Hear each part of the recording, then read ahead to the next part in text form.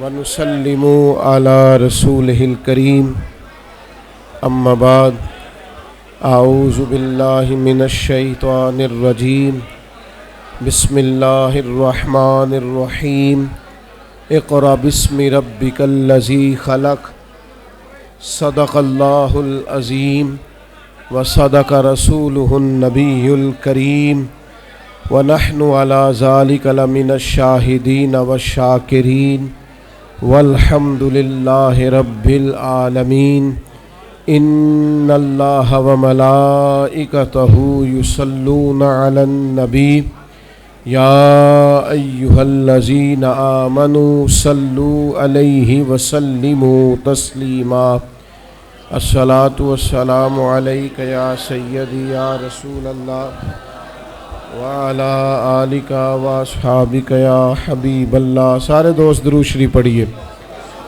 الصلاۃ والسلام علیک یا سیدی یا رسول اللہ وعلی آلک واصحابک یا سیدی یا رحمۃ للعالمین۔ حمد و صلوات کے بعد انتہائی عزت و تکریم کے لائق بزرگوں، قابل صد احترام بھائیوں اور دوستوں،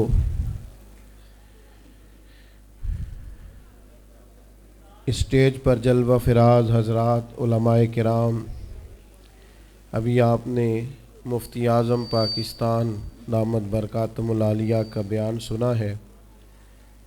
حضرت علامہ فیصل جاوید صاحب اور دیگر ان کے معاونین نے یہ اہتمام کیا ہے۔ پہلے ایک چھوٹی سی گزارش میری سن لیں، آپ لوگ بیٹھ جائیں جی، میں نے 2-3 دفعہ عرض کیا، آپ لوگ تشریف رکھیں، آپ بھی بیٹھ جائیں بیٹا، کوئی مسئلہ نہیں، آپ بھی بیٹھ جائیں، مان لیں بات، انشاءاللہ نفع ہوگا، تشریف رکھیں، فائدہ ہوگا انشاءاللہ۔ میری ایک چھوٹی سی بات پہلے سن لیں، موبائلوں والے دوست بھی ذرا نیچے کریں موبائل، بیٹا آپ جیب میں رکھو اس کو، آپ تو اسٹیج پہ بیٹھے ماشاءاللہ۔ دیکھیں مفتی صاحب خطاب فرما رہے تھے، میں عام آدمی ہوں، آیا ہوں، میں آ جاتا اسٹیج پہ آرام سے، جب ڈھیر سارے لوگ ملنے کے لیے آگے بڑھتے ہیں تو مل تو وہ پاتے نہیں، اس طرح نہ ملاقات ہوتی۔ البتہ کچھ لوگوں کو تکلیف ضرور ہوتی ہے، بعض بزرگوں کو، بعض بیماروں کو۔ میں کوئی دور سے نہیں آیا، یہاں قریب رہتا ہوں، 30 منٹ میں آپ مجھ سے مل سکتے ہیں جا کے۔ مسئلہ یہ ہے کہ اس طرح سے مسجد کی حرمت بھی قائم نہیں رہتی، محفل کا ادب بھی قائم نہیں رہتا، اور پھر میرے جیسے ایک بیکار آدمی سے مل کے آپ کو کیا ملے گا؟ آپ میری کوئی بات مانیں تاکہ اللہ رسول میرے بھی گناہوں کو معاف فرمائے۔ تو یہ جو دوڑ دھوپ ہے بلا وجہ اور موبائلوں والے دوستوں کی، یہ ادب نہیں قائم رہتا۔ مہربانی فرمایا کریں آپ لوگ۔ میں ایک دفعہ داتا صاحب رحمۃ اللہ علیہ حاضری کے لیے چلا گیا تھا، تو اس قدر زیادہ دوڑ دھوپ ہوئی، اس طرح لوگ ایک دوسرے پر گرے، مجھے کئی دن افسوس رہا کہ یار کچھ لوگ تلاوت کر رہے تھے، میں کیوں آ گیا۔ اس کے بعد کوشش کرتا ہوں کہ میں کوئی ماسک لگا کے یا چھپ کر کسی وقت حاضری دے لوں۔ مہربانی کیا کریں، ہم محفلوں میں دوست حکم کرتے ہیں، آنا تو پڑتا ہے، اور ملتے بھی آپ محبت سے ہیں، کسی کو ہم سے کوئی ذاتی لالچ تو ہے نہیں، لیکن اس میں اگر ساتھ والے کو آپ تکلیف دے رہے ہیں یا کسی بزرگ کو دھکا دے رہے ہیں تو اس سے ظاہر ہے کہ نفع نہیں ہوگا، یہ اخلاقی طور پر بھی درست نہیں ہے، اور مجھے بڑی تکلیف ہوتی ہے کہ میری وجہ سے کتنے لوگوں کو اذیت ہوئی۔ میرا خیال ہے جاتی دفعہ آپ ایسا نہیں کریں گے، انشاءاللہ کہیے گا۔ جنہوں نے انشاءاللہ نہیں کہا ان کا پروگرام کیا ہے؟ انشاءاللہ آپ اجازت اچھے طریقے سے، اب بات جانا ہے چونکہ رک سکتے نہیں، محفل کا نظم بھی ایسا ہوتا ہے کہ ابھی چل رہی ہوتی ہے محفل اور کچھ لوگ آ رہے ہیں کچھ جا رہی ہیں، سلسلہ رہتا ہے۔ چند ایک باتیں تھوڑے سے وقت میں عرض کرنی ہے۔ عزیز دوستو، عرب شریف کے اندر بے شمار مسائل تھے، بت پرستی، عقیدے کا بگاڑ سب سے بڑا مسئلہ تھا۔ اس کے بعد پھر عورتوں پر ظلم ہے، غلاموں کو بیچا جاتا ہے، لوگ ایک دوسرے کے حقوق غصب کرتے ہیں، ڈھیروں مسائل تھے، اور صدیاں بیت گئیں۔ حضرت عیسیٰ علیہ السلام کے بعد آسمان سے کوئی وحی نہیں آئی، زمین و آسمان کا رابطہ نہیں ہوا، بے شمار مسائل تھے جن پر فوری اصلاح کی ضرورت تھی، لیکن جو پہلی وحی آئی ہے نا غار حرا میں، جو صدیوں بعد زمین کا آسمان کا آپس میں پہلا رابطہ ہوا ہے، وہ نہ تو بظاہر عقیدہ توحید پر ہے، نہ عورتوں کے حقوق کی بات کرتی ہے، نہ غلاموں کی بات کرتی ہے۔ جو پہلی وحی نازل ہوئی ہے وہ وحی یہ کہتی ہے کہ اقرأ بسم ربک الذی خلق، پڑھو اپنے رب کے نام سے جس نے پیدا کیا ہے۔ جو پہلی وحی نازل ہوتی ہے وہ یہ کہتی ہے کہ اپنے رب کے نام سے پڑھو۔ معنی کیا ہے کہ پڑھو گے نا اللہ کے نام سے، کتاب و سنت کو پڑھو گے تو عقیدہ توحید بھی ٹھیک ہو جائے گا، عورتوں کے حقوق کی بھی سمجھ آ جائے گی۔ یہ جو سٹیج پہ دوست بیٹھے ہیں انہیں موبائل نہیں چلانا چاہیے، ان کے لیے تو بالکل درست نہیں ہے۔ اللہ سلامت رکھے آپ حضرات کو۔ توجہ تقسیم ہوتی ہے نا، سامنے والے تو آپ کو دیکھتے ہیں، توجہ تقسیم ہوتی ہے۔ آپ مہربانی فرمائیں صرف سنیں، نیچے چلے بیٹھے ہیں ان کا معاملہ اور ہے۔ بھائیوں، پہلی وحی جو نازل ہوتی ہے وہ علم کی بات کرتی ہے۔ تعلیم اتنی بڑی روشنی ہے جس کی وجہ سے سارے اندھیرے ہی ختم ہو جاتے ہیں۔ بعض اوقات نا اندھیرے زیادہ ہوتے ہیں اور اس اندھیرے کی وجہ سے موذی بھی زیادہ جمع ہو جاتے ہیں۔ کسی کمرے میں اندھیرا ہو تو سانپ بھی آ گیا، بچھو بھی آ گئے، چھپکلیاں بھی آ گئیں۔ اب اگر آپ اندھیرے میں ان سب کو مارنا چاہیں گے تو نہیں مار سکیں گے،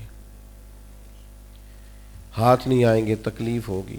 ان سارے موذی جانوروں سے بچنے کا بہترین حال یہ ہے کہ کمرے میں اجالا کر دیں۔ آپ کے لائٹ جلاتے ہی بہت سارے جانور تو ویسے ہی بھاگ جائیں گے، مارنے ہی نہیں پڑیں گے۔ تو یاد رکھیے کہ اندھیرا کفر کا ہو، شرک کا ہو، ظلم کا ہو، جبر کا ہو، اس کا علاج کیا ہے کہ علم کا چراغ روشن کر دو۔ علم کی روشنی عام۔ آپ کو پتہ ہے جو جاہل پیر ہوتا ہے نا وہ اپنے آستانے پہ مدرسہ نہیں بناتا۔ کیوں؟ کہ جو پرانے وڈیرے ہوتے تھے نا، اللہ ماشاءاللہ سارے نہیں، لیکن جو پرانے وڈیرے ہوتے تھے وہ اپنے گاؤں میں اسکول نہیں بننے دیتے تھے۔ جو جاہل تھے وہ کیوں نہیں بننے دیتے تھے؟ وہ کہتے تھے اگر غریبوں کے بچے پڑھ گئے تو ہماری بھینسوں کو چارہ کون ڈالے گا، پڑھنے نہیں دیتے تھے۔ جاہل پیر اپنے آستانے پر مدرسہ نہیں بننے دیتا، اس کو پتہ ہوتا ہے اگر یہ بچے پڑھ گئے تو مجھے پیر کون مانے گا، میرا تو سودا ہی جہالت کی وجہ سے بکتا ہے، تو اگر یہ پڑھ گئے تو پھر مجھے تھوڑی مانیں گے، ان کو سمجھ آ جائے گی کتاب و سنت کیا کہتی ہے۔ علم کی روشنی، کتاب و سنت کا علم، یہ آپ کو باطنی طور پر توانا کرتا ہے۔ یہ دور آیا ہے لوگ موٹیویٹ ہونا چاہتے ہیں، اس کے لیے موٹیویشنل اسپیکرز کے پاس جاتے ہیں کہ مجھے قائل کر دیا جائے۔ میاں بیوی کے باہمی معاملات ایک بہت بڑا اور اہم ایشو ہوتا ہے۔ آپ کو پتہ ہے کسی گھر کے اندر گھر بھی کشادہ ہو اور اولاد بھی ہو، ساری نعمتیں موجود ہوں، لیکن میاں بیوی کا پیار نہ ہو، اس گھر میں رہا نہیں جا سکتا۔ ساری آسانیوں کے باوجود اس گھر میں اذیت ہوتی۔ اب اس پر کتابیں لکھی جاتی ہیں، اب تو باقاعدہ سیشن ہونے لگے ہیں، لوگ موٹیویٹ ہوتے ہیں کہ حقوق کا پتہ چلے، ایک دوسرے کے ساتھ گزارا کیسے کرنا ہے۔ میں کہتا ہوں آپ ساری تعلیمات چھوڑیں، قرآن و سنت سے فیض لیں،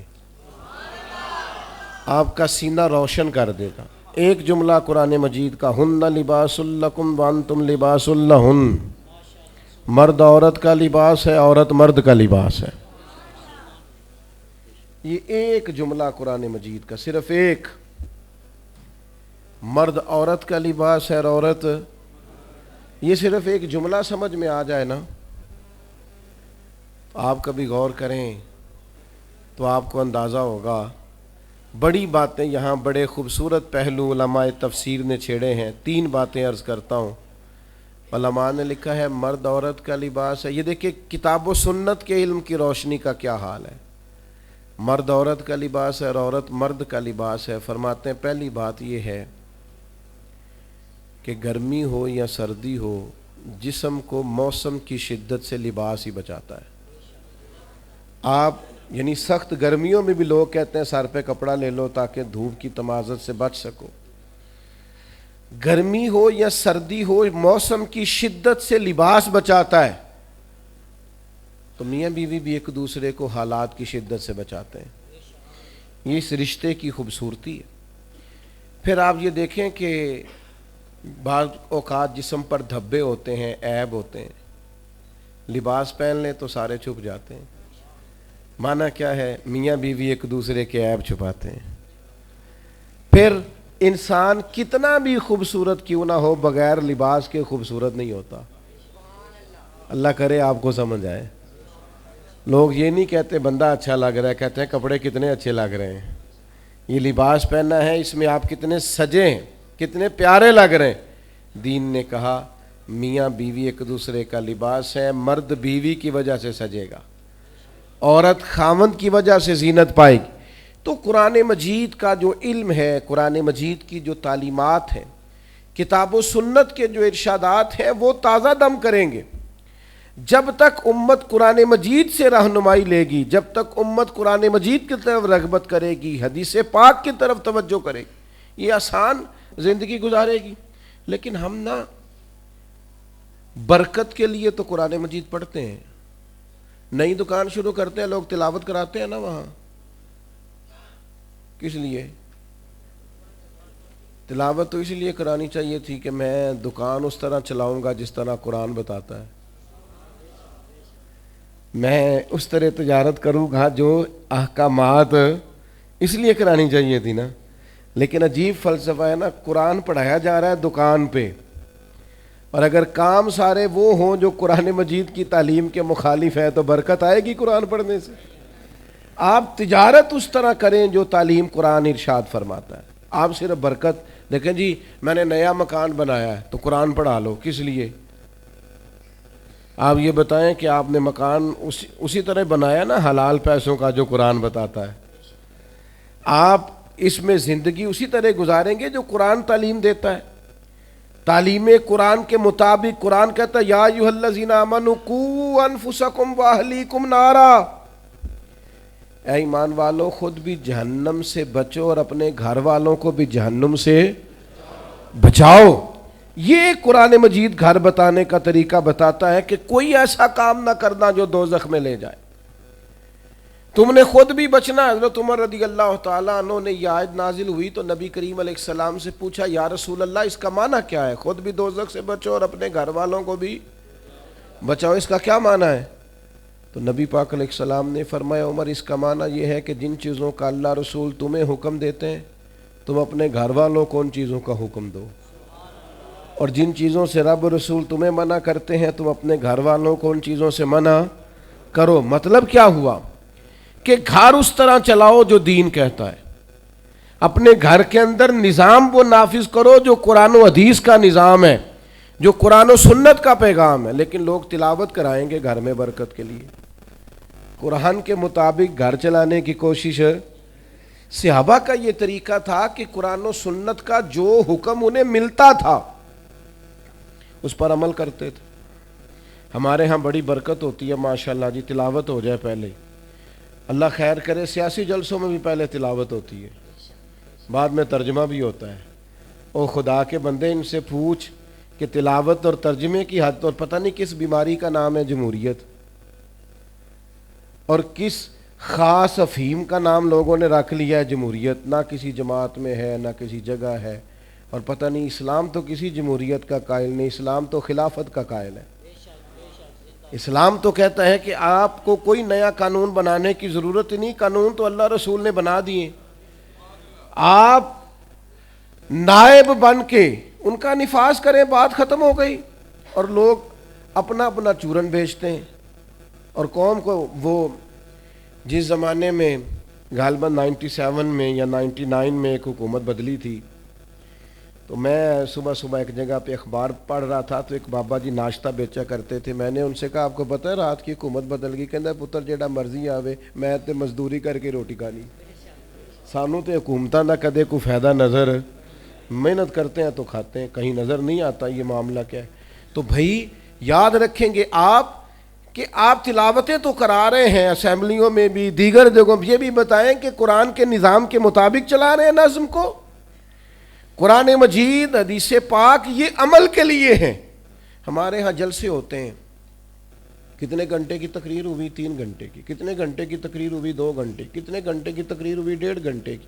اب آپ ساری تقریر چھوڑیں، 5 منٹ اس جو تقریر ہے اس میں سے 5 منٹ والی تقریر پہ عمل کریں، جو بتایا گیا اس میں سے 5۔ میں ایک جگہ پہ بیان کے لیے گیا تو گفتگو میں نے کی، میں آ گیا، اگلے سال وہ دوست پھر آ گئے، کہنے لگے پچھلے سال آپ نے 25 منٹ تقریر کی تھی، ایت کی لمبی کیجئے گا۔ میں نے کہا 25 منٹ والی پہ عمل ہو گیا؟ اگر تو 25 منٹ والی پہ عمل ہو گیا تو چلو اس دفعہ 40 منٹ کر لیتے ہیں، لیکن اگر ہم نے قرآن و حدیث کو بھی معاذ اللہ کانوں کے ذائقے کے لیے رکھا ہوا ہے، کیا بات کی، بڑا مزہ آیا، ماشاءاللہ، وہ عمل کب کرنا ہے؟ صحابہ کرام نے کتاب و سنت کو لیا تو وہ سمجھتے تھے یہی تعلیمات نجات ہے، جو حکم آیا عمل کیا۔ اللہ نے فرمایا لن تنالوا البر حتی تنفقوا مما تحبون، تم ہرگز بھلائی کو نہیں پہنچو گے جب تک اپنی پیاری چیز خرچ نہ کرو۔ ہم نے بھی آیت سنی ہے نا کئی دفعہ۔ میں آپ سے ہاں نہ نہیں کراتا، آپ بولیے گا نا، بس اپنے دل سے پوچھئے گا کیا کبھی کوئی پیاری چیز خرچ کی ہے اللہ کے راستے میں؟ یہ بڑی پیاری تھی، رب کے راستے میں دے دو۔ یہاں تو مسجد کی ٹوپی میں وہ نوٹ نکل آتے ہیں جو چلتے ہی نہیں۔ پیاری چیز خرچ کر رہے ہیں نا اللہ کے راستے میں۔ جو یہ آیت ہم نے بھی سنی اور صحابہ نے بھی سنی، لیکن حضرت ابو طلحہ انصاری نے آ کے فوراً عرض کی آیت سننے کے بعد کہ یا رسول اللہ صلی اللہ علیہ وسلم، مجھے باغ بڑا پیارا ہے، اور رب کہتا ہے اللہ کے راستے میں پیاری چیز خرچ کرو تو میرا باغ قبول فرما لے۔ ایک صحابی نے عرض کی حضور یہ گھوڑا بڑا پیارا ہے، میں نے بڑے چاؤ سے رکھا ہے، خدمت کرتا ہوں، میرا قبول فرما لے۔ ایک شخص کو، ایک صحابی کو شکر پسند تھی، وہ شکر کی بوریاں ہی خرید کر خیرات کرتے۔ وہ کہتے جب میرا مالک کہتا ہے پیاری چیز خرچ کرو تو پھر میں پیاری خرچ کروں گا نا۔ بھائی قرآن و حدیث پر عمل کیا جائے، یہ عمل کے لیے آیا ہے۔ آپ اس پر سبحان اللہ کہہ کے، ماشاء اللہ کہہ کے اور نعرہ لگا کے رخصت نہیں ہو جائیں، بلکہ کتاب و سنت کے جو احکام ہیں ان پر عمل کریں گے۔ ایک آیت نازل ہوئی اقترب للناس حسابهم وهم فی غفلۃ معرضون، حساب کا وقت قریب آ گیا ہے اور لوگ ابھی بھی غفلت میں منہ پھیرے ہوئے۔ وقت حساب کا آ گیا ہے، ٹائم آ گیا ہے، اٹھنا فریدہ ستیا، داڑھی آ گیا ہی پور، ہن تے اگا نیڑے آ گیا ہی، ہن تے پیچھا رہ گیا ہی دور، تے چل اٹھنا فریدہ ستیا تے خلقت ویکھن جا، وہ متے کوئی مل جائی بخشیا تے تم ہی بخشیا جا۔ تو اللہ نے فرمایا حساب کا وقت قریب آ گیا، لوگ ابھی بھی غافل ہیں۔ حضرت انس بن مالک رضی اللہ تعالیٰ عنہ فرماتے ہیں آیت نازل ہوئی اور میں یہ آیت سن کر مسجد سے باہر نکلا، بعض صحابہ جلدی چلے گئے نماز کے بعد اور میں بیٹھا رہا۔ آیت نازل ہوئی، میں سنی، میں گزر رہا تھا تو ایک صحابی اپنا مکان بنا رہے تھے، میں ان کے قریب سے گزرا تو وہ مجھے کہنے لگے مسجد شریف سے آئے ہو؟ میں نے کہا ہاں۔ کہنے لگے کوئی نئی آیت؟ میں نے کہا آیت آئی ہے نا، رب فرماتا ہے حساب کا وقت قریب آ گیا، لوگ ابھی بھی غافل ہیں۔ کہتے ہیں یہ آیت میں نے سنائی، وہ اوپر تھے، دیوار اونچی ہو گئی تھی، چھت کے قریب صحابی کام کر رہے تھے، میں نے آیت سنائی، میں آگے گزر گیا، پیچھے سے مجھے کچھ گرنے کی آواز آئی، میں نے پلٹ کے دیکھا تو انہوں نے چھلانگ لگا دی تھی۔ میں نے کہا مکان نہیں بنانا؟ کہنے لگے تم ہی نے تو بتایا کہ حساب کا وقت آ گیا ہے، ابھی تو آیت آئی ہے۔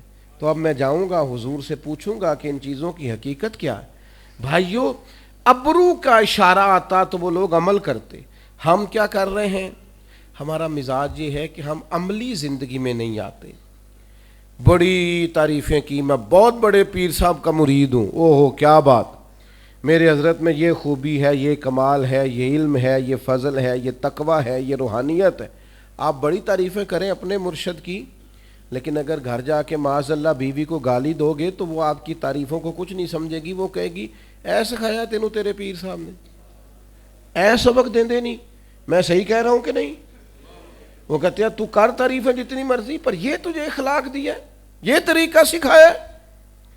آپ کہیں میں بہت بڑے استاد صاحب کے پاس بیٹھتا ہوں، کیا بات ہے، آج کیا نکتہ بیان کیا، لیکن اگر آپ اپنے ہمسائے کے ساتھ سلوک اچھا نہیں نہ کرتے تو کہتا ہے یہ تمہیں تعلیم دیتے ہیں تمہارے استاد، یہ بتاتے ہیں تمہیں، ایک منٹ کے اندر لوگ کہہ دیتے ہیں یہ تمہارا سٹیٹس ہے۔ بھائی کتاب و سنت پر عمل کریں گے، یہ وہ روشنی ہے جو سارے اندھیرے دور کرے گی۔ عملی زندگی اصل حسن ہے کہ آپ کے اندر عمل کی کیفیات کیا ہیں، آپ قرآن و سنت سے جڑیں، ان اخلاقی رویوں کو اپنائیں جو اخلاقی رویے ہمیں ہمارے نبی کریم نے عطا فرمائے ہیں۔ لیکن میں بڑی ادب سے آپ حضرات کی خدمت میں عرض کروں گا، ہم نے کوئی صاحب کہتے ہیں مجھے 40 سال ہو گئے مولوی سنتے ہوئے، وہ کہتے ہیں 30 سال ہو گئے، تو بھئی آپ میں تبدیلی کیا آئی؟ کیا آپ نے سیکھا؟ کہ میں ایک جگہ پہ بیان کے لیے مجھے بلا لیا گیا، حاضر ہو گیا، تو مجھے کہنے لگے کہ شاید 21ویں کے 22ویں یا شاید 25ویں کے 26ویں ہماری محفل ہے، اور بڑے بڑے انہوں نے نامور علماء خطباء کے نام، یہ آئے وہ آئے، میزبان، ہم نے اس کو بلایا، پھر اگلے سال اس کو بلایا، وہ بتاتے ہیں نا ہمارے بچے قائل کرنے کے لیے بعض اوقات، تو مجھے بھی انہوں نے کہا، تو وہ میں نے میزبان سے جو ذرا زیادہ ہی باتیں کر رہے تھے، میں نے ان سے کہا کہ کان میں نے کہا اب نماز پڑھتے ہیں، کہنے لگا بس سستی ہو جاندی، دعا کرو۔ میں انہوں کیا میں کیا اگوں نہ دسی کہ انہیں مولوی بلائے نے، نہیں سمجھے بات آپ، میں کیا میں بدنام نہ کری، انہوں نے کہنا ایڈے 25-26 مولوی بھی تینوں نمازی نہیں بنا سکے، تو یہ بدنام نہ کرنا، آج کے بعد کوئی ضرورت نہیں ہے بتانے کی کہ میں فلاں کو بھی بلایا، فلاں کو بھی، اس کا معنی ہی کوئی نہیں۔ یہ کیا ہے محفل کو آپ نے کیا سمجھ لیا؟ یہ اتنی بڑی نعمت تھی، اتنا برکت والا کام تھا محفل، اس میں تو دل بدل جاتے ہیں، پر آپ نے کیا ماحول سمجھا ہے محفل کا؟ اس کو بھی ایک دنیا داری بنا لیا، کیا سمجھا آپ نے اس کو؟ تو بھائی عملی زندگی، کردار والی زندگی، آپ کا اخلاق سنور جائے، ایک محفل سے بندہ اٹھ کے جائے تو ایک بری عادت تو چھوڑے نا، ایک اچھی عادت تو اپنائے نا، اس کے اندر سے ایک شر جائے، کم از کم ایک محفل کے بعد ایک خیر تو آئے نا۔ لیکن وہ بس ٹھیک ہے جس طرح ساری محفلیں ہوتی ہیں اس میں بھی چلے گئے، اگر محفل دنیاوی تھی تو چلو وہاں اور رنگ میں چلے گئے، اگر کسی نے دینی محفل میں بلا لیا تو کسی سے ٹوپی ادھار لے لی، وہاں جا کے بھی ہم کرسی صدارت پہ براجمان ہو گئے، لیکن سمجھنے کا، بدلنے کا، تبدیل ہونے کا کوئی پروگرام نہیں ہوتا۔ تو خدا را اس کو بھی آپ وہ لہجہ نہ اس کا بھی اپنائیں کتاب و سنت عمل کے لیے، اور یہ آپ کے دل سے ٹکراتا ہے تو یہ تبدیلی لاتا ہے۔ میں ایک دفعہ دوستوں سے کہہ رہا تھا اگر کوئی عالم دین پیر ہو تو اس کی کرامتیں تھوڑی ہوتی ہیں، بلکہ بعض اوقات ہوتی نہیں۔ عالم کوئی ہو نا پیری مریدی کر رہا ہو تو ان کے ہاں آپ کو کم ملے گا، کرامتیں سنائی جا رہی ہیں، یہ کر دیا وہ کر دیا، وہ نہیں ملتا۔ اور جاہل آدمی ہو نا کوئی پیر اللہ تو کرامتیں زیادہ ہوتی ہیں، کیوں کہ جہاں علم ہوتا ہے نا وہاں سنجیدگی بھی ہوتی ہے، اور جہاں علم نہیں نہ ہوتا وہاں سارا کچھ چل جاتا ہے۔ علم والی جگہ پہ کوئی چیز پیش کی جائے گی تو ترازو علم پر تولی جائے گی، پوری بھی اترتی ہے کہ نہیں، تو اگر وہاں علم نہیں ہوگا تو پھر ترازو بھی، وہ بعض اوقات مروتاً بھی کچھ لوگوں کی باتیں سننی پڑتی ہیں۔ ایک دوست میرے پاس آیا کرتے تھے، کسی پیر صاحب کے مرید تھے، تو تقریباً روزانہ ہی ان کے پاس 2-3 نئی کرامتیں ہوتی تھیں، حالانکہ جڑے محرم راز حقیقت دے ہوتے راز حقیقت کھول دے ہی نہیں، جڑے محرم راز حقیقت دے او راز حقیقت کھول دے نہیں ہے، جنہ ویکھیا نہیں او کرن گلاں، جنہ ویکھ لیا او تے بول دے ہی نہیں، وہ تو بات ہی نہیں کرتے بھائی، وہ کہاں وہ بات کریں گے۔ تو وہ اکثر 3-4 کرامتیں روز سنا دیتے، کچھ وقت اب بعض کچھ چیزوں پہ میں تنبیہ بھی کرتا کہ یہ اس طرح نہیں ہے، لیکن بہرحال بعض اوقات مربتاً بھی کچھ چیزیں سننی پڑتی ہیں، پیار سے سمجھاتے بھی لیکن وہ سن لیتے۔ کچھ عرصے کے بعد ایک دن مجھ سے وہ مسئلہ پوچھنے آئے، کہنے لگے کہ وہ اس طرح بھائی نے طلاق دے دی ہے تو اس میں کوئی مسئلہ بتائیں۔ تو میں انہوں کیا پیرانوں پوچھ جنہیں دیاں دو تین چار کرامتے روز تو سناتا ہے، ان سے پوچھو مسئلہ بھی۔ کہنے لگا جی انہوں نے تو نہیں نا مسئلے ہوندے، وہ کہنے نے کسی عالم نے پوچھتے۔ میں کہ وہ جاہلی، کرامت اس کی ہر روز نہیں تیار ہوتی ہے، اور مسئلہ اسے سادہ سا بھی نہیں آتا۔ تو میں نے کہا اس سے پوچھ کیا ہم نے پروڈکٹ تیار کی، کیا مزاج بنایا ہے۔ ویسے ہمیں سارا پتہ ہوتا ہے جوتے کہاں سے ٹھیک ملتے ہیں، پتہ ہوتا ہے کہ جناب سوٹ کہاں سے اچھا ملتا ہے، سلائی کون اچھی کرتا ہے، تو دین کون اچھا بتاتا ہے یہ بھی تو ہمیں پتہ ہونا چاہیے نا۔ کون سا پیر ہے جو عالم ہے اور عامل ہے، ہمیں علم ہونا چاہیے۔ تو میں نے زیادہ باتیں نہیں کرنی، وقت بہت زیادہ ہو گیا، اور موسم میں بھی کچھ باہر آج شدت ہے، اور آپ بھی میں دیکھ رہا ہوں کچھ دوست سب اندر بیٹھے کچھ گرمی اور گھٹن بھی محسوس کر رہے ہیں۔ تو میں نے اپنی بات کو سمیٹنا ہے، عمل کریں۔ ایک تو قرآن و حدیث کو صحیح طور پر پڑھیں اور زندگی عمل والی بنائیں۔ جب کوئی بات رب رسول کی پہنچ جائے پھر وہ عمل کے لیے، اس پر پھر ہمیشہ بڑا مشکل کام ہوتا ہے اپنے ملازم کو بھی اسی طرح کا جوڑا پہنانا جس طرح کا بندہ خود پہنتا ہے۔ لوگ جب پرانے کپڑے اتار کے کسی کو دیتے ہیں تو کہتے ہیں اجے نویں ہی نے، حالانکہ جی نویں ہی ہوندے تو دینے کوئی نہیں ساسو، ایسے ہی بول رہا ہے جان بوجھ کے۔ اور پھر ہمارے زمانے میں تو جس بیچارے کے پاس ڈرائیور رکھنے کے پیسے ہوتے ہیں اس کی یہ بھی خواہش ہوتی کہ میری گاڑی کا دروازہ بھی ڈرائیور ہی کھولے۔ حالانکہ اتنا بندے کو کمزور نہیں ہو جانا چاہیے، لیکن بس ذہن بن جاتا ہے نا۔ یہ بڑا مشکل مرحلہ ہے کہ آپ اپنے ملازم کو، اپنے خادم کو بھی اس لیول کا کھانا پینا پہننا دیں جو آپ پہنتے ہیں۔ یہ آسان نہیں ہوتا، لیکن ایک مقام پہ صرف نبی کریم نے حضرت ابو ذر غفاری سے کہا، فرماتے ہیں میں نے کسی غلام کو ڈانٹ دیا تھا تو محبوب نے فرمایا یہ تمہارے بھائی ہیں بھائی، جیسا خود کھانا ویسا انہیں بھی کھلانا، جیسا خود پہننا ویسا۔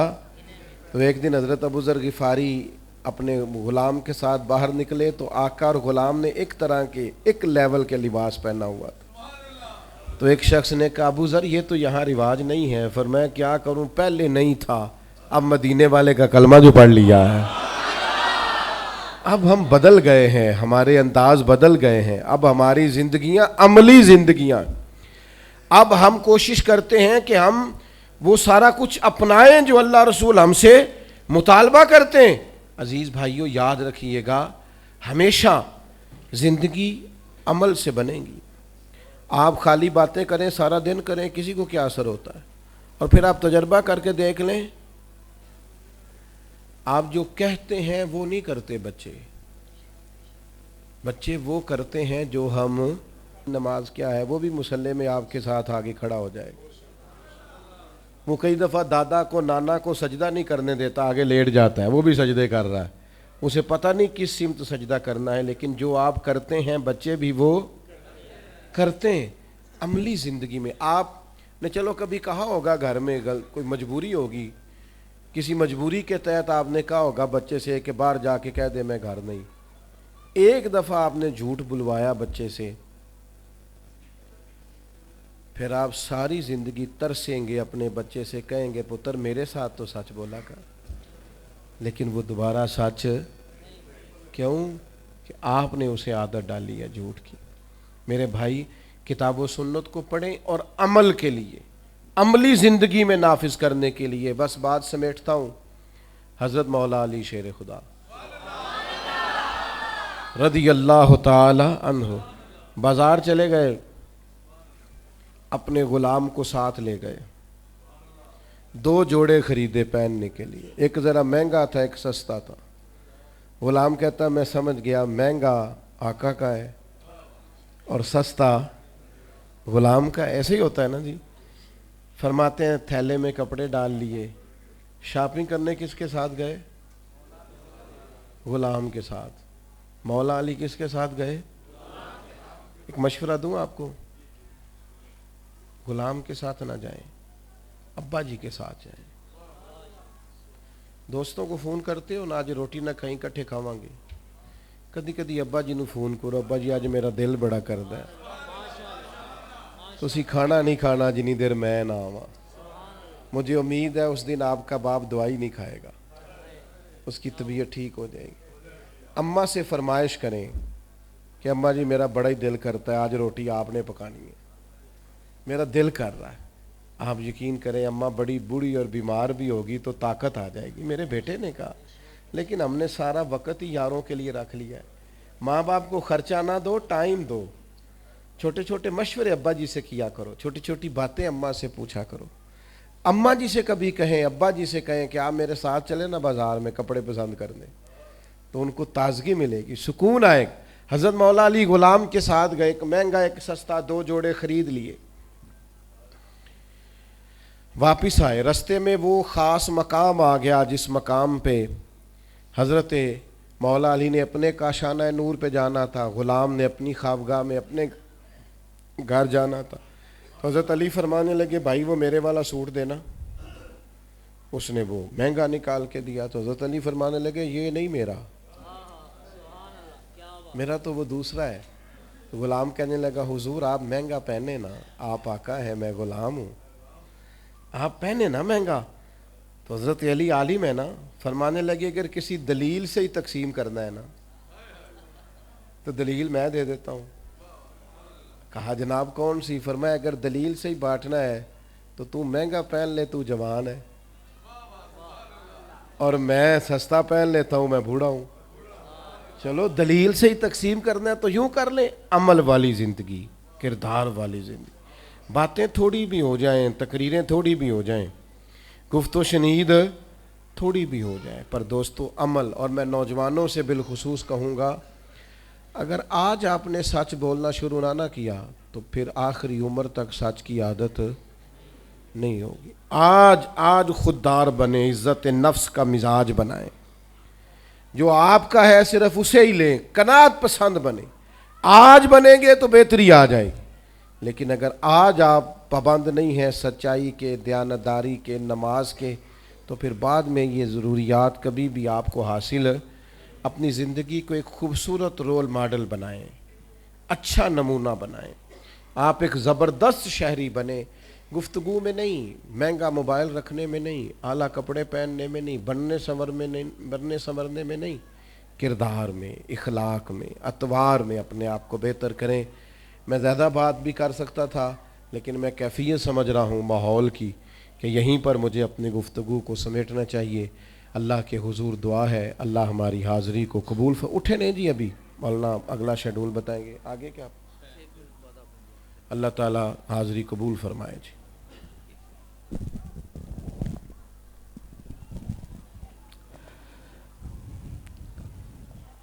تمام احباب کا شکریہ جو دور و نزدیک سے سرکار دو عالم صلی اللہ علیہ وسلم کے ذکر پاک کی محفل میں خوشی سے محبت سے تشریف لائے ہیں۔ اللہ تعالیٰ سب کو دارین کی سعادتیں عطا فرمائے۔ 1 منٹ کے لیے آج ہم نے ایک قرآن اندازی بھی رکھا ہوا تھا جس کے لیے شناختی کارڈ کی کاپیاں نہیں جمع ہو سکیں، تو 3 ہمارے پاس مدرسین ہیں، 2 جو ہیں جو پہلے سے ہی پڑھا رہے ہیں۔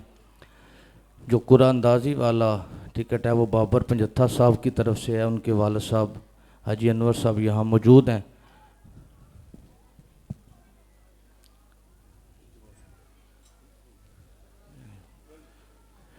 یہ 1 منٹ، صرف 1 منٹ، قبلہ پیر صاحب دعا فرمائیں گے صرف 1 منٹ کے لیے۔ تو میں کاشف مقبول گمن صاحب سے درخواست کرتا ہوں کہ وہ ہمارے ایک مدرس کو اپنی طرف سے عمرہ پیکج دیں، چاہے رمضان سے پہلے یا رمضان سے بعد میں، ان سے میری درخواست ہے، اگر وہ اجازت دیں تو میں اناؤنسمنٹ۔ کاشف مقبول گمن صاحب کی طرف سے قاری شکیل صاحب جو ہمارے 4 سال سے اس ادارے میں پڑھا رہے ہیں، ان کو ہم عمرہ پیکج ان کی طرف سے دیتے ہیں۔ اور جو کاشف، 1 منٹ اور حاجی رمیز سائی صاحب اور کاشف بشیر سائی صاحب سے بھی میں درخواست کرتا ہوں کہ ایک استاد کو آپ عمرہ کا پیکج اگر آپ اجازت دیں محبت سے، تو آپ ایک استاد کو ان کی طرف سے، اور جو عمرے کا ٹکٹ اور پیکج ہے وہ اخلاق جلالی صاحب کو ہم جو ہمارے نقیب محفل ہیں اور ہر سال یہاں پہ ڈیوٹی دیتے ہیں وہ ان کو ہم دے رہے ہیں، جو بابر پنجتھا صاحب کی طرف سے ہے۔